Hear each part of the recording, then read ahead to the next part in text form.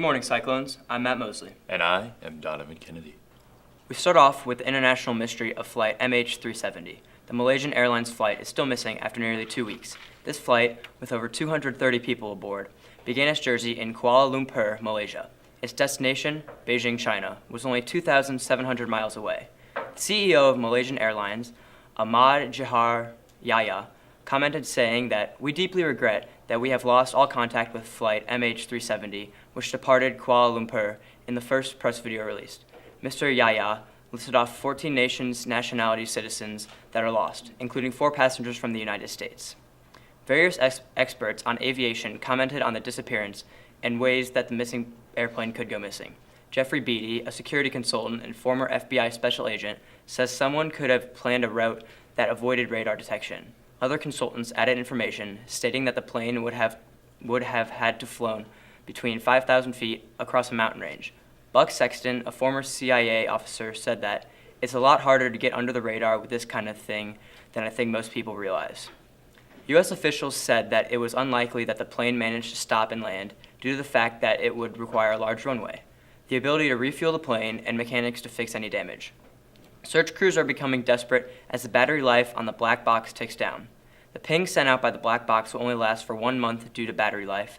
Now that 1/3 of the time already gone, the search crews are frantic. With ships and airplanes from at least 14 countries searching for the plane, it has created the largest ever multinational air-sea search. I'm just shocked by that story. I don't know what to think. You think it could have fallen into the ocean? Anything's possible in this case. I guess. Last Wednesday, March 12th, an explosion occurred in East Harlem in New York City that destroyed 2 5-story apartment buildings, which also housed an evangelical church as well as a piano store. The building was located near 116th Street and Park Avenue, which was once the heart of New York's Puerto Rican community. At least 7 people have been killed by the blast, and over 40 have been injured. Authorities are beginning to suspect a gas leak as the main culprit, but they have yet to determine an official cause. The utility's senior vice president of gas operations, Edward Fapiano, stated that the cause of the blast was being treated as a gas leak. Con Edison said that the gas iron pipe was last repaired in 2004 due to a gas leak on the block. And when residents said that they had been smelling gas for weeks, Con Edison honcho John McAvoy said that as recently as February 28th, they cruised the block checking for gas leaks and found none. There was apparently a phone call from one of the residents reporting the smell of natural gas minutes before the explosion occurred. For one of the collapsed buildings, building department records list a multiple of past violations, including a lack of smoke detectors, blocked fire escapes, and faulty light fixtures. Such search efforts were made more difficult due to a sinkhole in front of the collapsed buildings, which stopped the firefighters from accessing some of the wreckage. Meanwhile, the New Yorkers left homeless learned that they would get a new roof over their heads. Groups have found 34 apartments on the east side where the survivors were able to bunk for 3 months while the city housing agencies help find them permanent homes. Now, on to Cyclone Sports with Steve Sartori. Hello again, everybody. And since we're lacking in any other sport to cover this week, we are going to head to the intramural basketball court where we find the Carls playing some other team. I'm not too sure who they are. And then there's a wicked steal by Connor White. He will just take the nice, easy lay. Oh, did he miss? I don't know. Maybe he made it. Maybe he didn't. But there's a hustle play by Nolan Aheron with the miss. But Corn Dog, again, with the rebound. And then a shot taken by somebody I don't know, but Aheron's there for the putback. Carls would go on to win the game. Then we have Grant Wallace, who is trying to show off his impressive dribbling skills right there. Wicked move. No look pass. Murphy with the absolute miss. And a nice kick out. Jordan Stauffer with the Superman play and drew it up just like that. And there's the layup. And we find Connor Timoney barreling down the court. He's stumbling along, looking for somebody to pass. Can he find somebody? Looking for somebody. And the throw, no good. And that's Cody Olszewski with the no hands. And we find the Bullworms. What a team right there.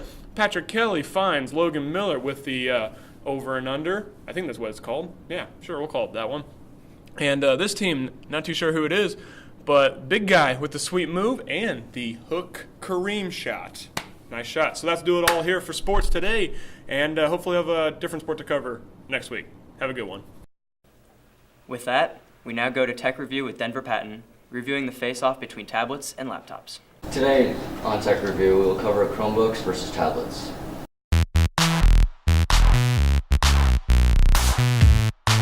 First up is portability. Everyone knows that tablets are more portable than laptops as there is no keyboard. The weight of the devices are also much lighter in weight.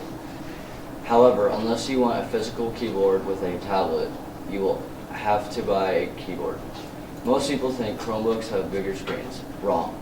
Most Chromebooks have a resolution of 1366 by 768, while tablets have a resolution upwards of 1920 by 1220p. All tablets have touchscreens, unlike the Chromebook. Some Chromebooks do have touchscreens, such as Chromebook Pixel and the Acer Chromebook C720p. The positive about tablets are that the touchscreens most people like having touchscreens because trackpads are hard to use. Trackpads, however, are useful when needing to do precise things such as selecting text and small items. Mouse can also be added to a Chromebook if people still want the precision of a trackpad. Chromebooks are clearly the winner here. Some people like the posture of the keyboard on the Chromebook. The keys are bigger and have special Chrome OS functions. Even with an external keyboard on a tablet, the keys still are small and are sometimes unresponsive. Chromebooks lack the amount of apps. Android market has over 800,000 apps, while iOS has 475,000 apps. The Chrome store really needs to do some catching up in this category.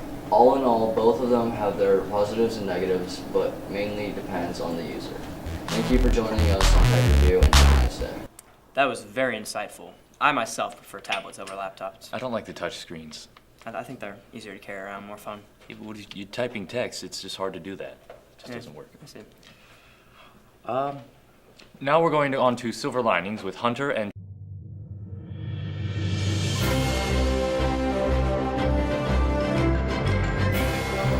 Howdy folks, I'm Janaea Brown. And I'm Hunter Ridley, filling in for Mary Ann Huck. This week on The Silver Lining, Hunter and I will bring you the story of the sweetest pizza party of all time. 6 months ago, 2-year-old cancer patient Hazel Hammersley was gifted with over 20 pizzas from anonymous internet users. Hazel's mother, Lauren Hammersley, had been visiting her daughter when she jokingly decided to put up a sign in Hazel's window reading, "Send pizza," followed by the hospital number room. A man saw the sign and posted the picture on a social website called Reddit. Soon, anonymous pizza were coming from everywhere, over 20 pies. The hospital had to request the deliveries to stop, though, due to the abundance of pizzas. Hazel invited the other children in the hospital, as well as all the cool nurses, to the party. The group had a great time listening to music and eating pizza together. Since her pizza party, Hazel's been responding well to treatments. She is still very sick and has a long way to go, but is filled with spirit. And now back to the studio, people. That story was just really inspirational, really warmed my heart. yep, this big old black eyes right here. All of us here at Cyclone Broadcasting Network, thanks for watching. Stay fierce, Cyclones. Here are the answers to last week's Today in History, and here are your birthdays of the week. Hey, look, a monkey. Where did they enter Nazi Germany, and how did they do it?